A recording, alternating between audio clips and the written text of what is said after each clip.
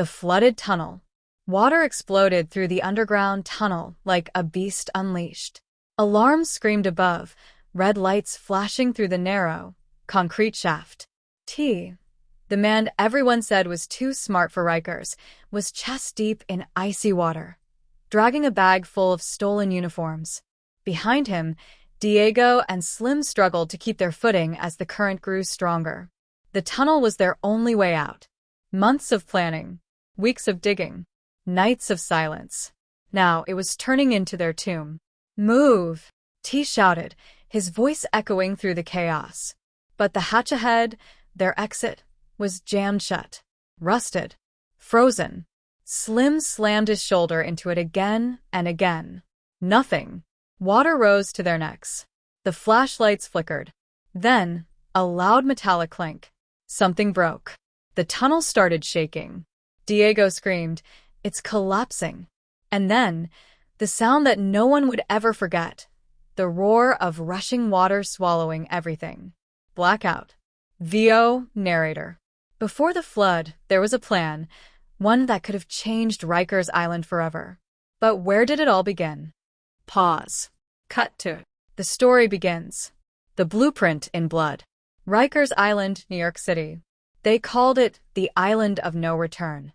A place built not for rehabilitation, but survival, where gangs ruled every hallway and guards just tried to make it home alive. T was a mechanic before Rikers. Smart, quiet, but dangerous when cornered. He wasn't supposed to be there long. 2 years for grand theft auto. But a fight gone wrong added time. And time changes people. Inside, T watched how things worked, who ran the laundry, who fixed the lights, who could sneak in a wrench without being caught. He took notes in his head, every routine, every blind spot. That's when he met Slim, a lifer with tattoos crawling up his neck like roots. And Diego, a young kid serving 10 for armed robbery. 3 men, 1 idea, escape. Late at night, in the dim light of cell block D, T drew on the wall with a piece of soap. A crude map of the facility's underground maintenance tunnel. "Every prison's got a weakness," he whispered. "You just gotta find the heartbeat and cut it off." Slim laughed. "You crazy, T. Nobody breaks outta Rikers."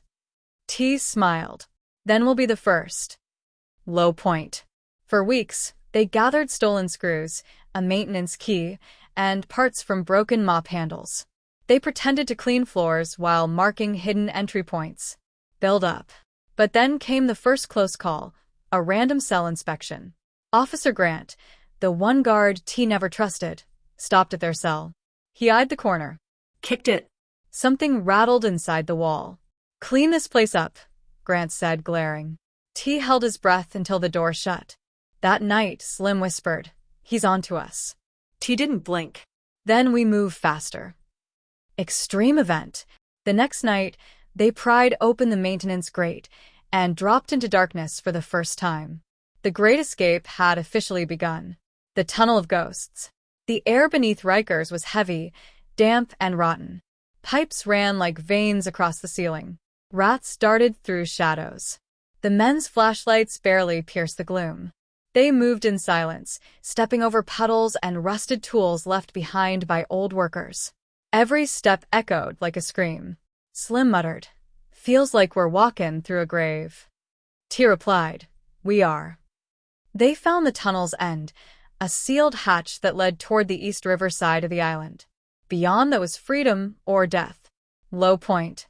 For weeks, they tested it, loosening bolts, memorizing guard schedules, timing every patrol shift above ground.